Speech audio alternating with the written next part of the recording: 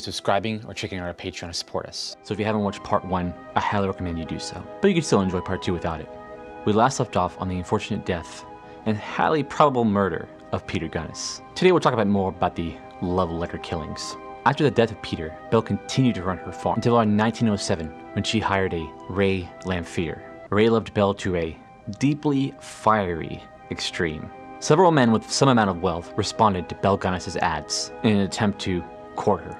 John Moe from Minnesota supposedly brought $1,000, with which he was hoping to pay off her mortgage, and within only a week of his arrival, he disappeared. Next, George Anderson from Missouri. George Anderson actually made it out of the farm. Some believe he was the only one to make it out of the farm. But before doing so, he did agree to pay Belle Gunness's mortgage after they had wed. One night he claims to have awoken to see Belle Gunness standing above him with a guttering candle and a sinister stare before running from the room. After that, Anderson fled. Around 1908, Belle had enticed Andrew, and I'm sorry for mispronouncing this, Helgelin, to LaPorte after a year of exchanging letters with him. With him, he brought his $2,900 in savings, and after a couple of days, Belle deposited into her savings account, and Helgelin was not seen again.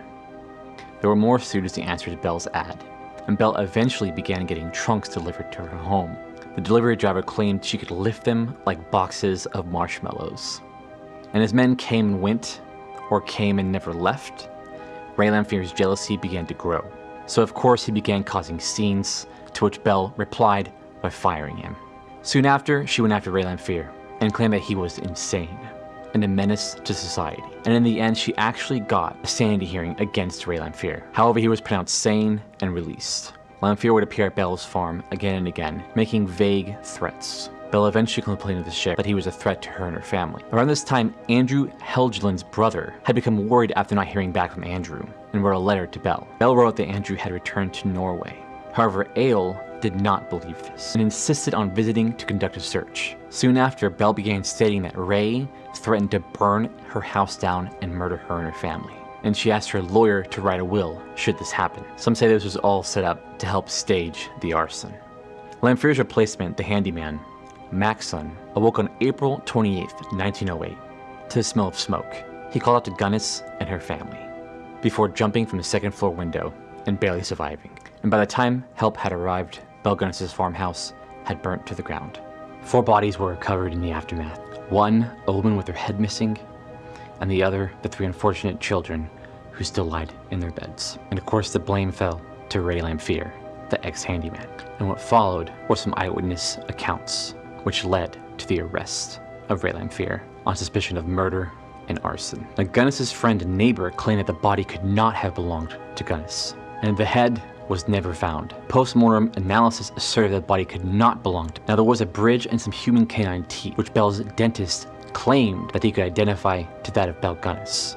And as a result, the coroner ruled the body to belong to that of Belle Gunness. Soon after, Eyal, Andrew's brother, arrived in LaPorte. Joe Maxson came forward with information that could not be ignored by Sheriff Smutzer. He said that Gunness had ordered him to bring loads of dirt by wheelbarrow to a large area surrounded by a high wire fence where the hogs were fed. Maxson said that they filled many deep depressions by dirt. And Gunness told Maxson that these holes contained nothing but rubbish. So, Smutzer took a dozen men back to the farm and they began to dig. And on May 3rd, 1908, they found the body of Jenny Olsen, who vanished in December of 1906. Then they found the small bodies of 2 unidentified children. As they searched, they found the body of Andrew Helgelin, and other reports of missing people followed. In total, there were around 12 bodies found on the farm, and in the end, Lamphere was found guilty of arson, but acquitted on murder.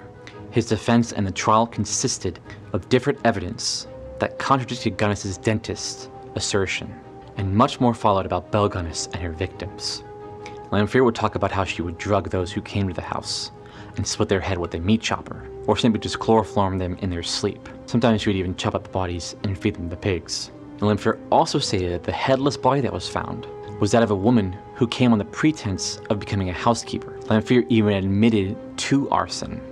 However, he claimed that it was Belle and him that did it, and that Belle had fled. The head of the headless body was never found, And recently, DNA testing was done to see if they could find out if the body did indeed belong to Belle Gunness, but it proved inconclusive. Belle Gunness was supposedly spotted around different cities, and Sheriff Smutzer of LaPorte would average around 2 reports a day for 20 years. If you'd like to support the channel, you can do so on Patreon. You'll get stickers, merch, credit, special access to our Discord server, and you can even become a producer of the channel. Special thanks to everyone who checks out anything that Midrealm does. I appreciate it.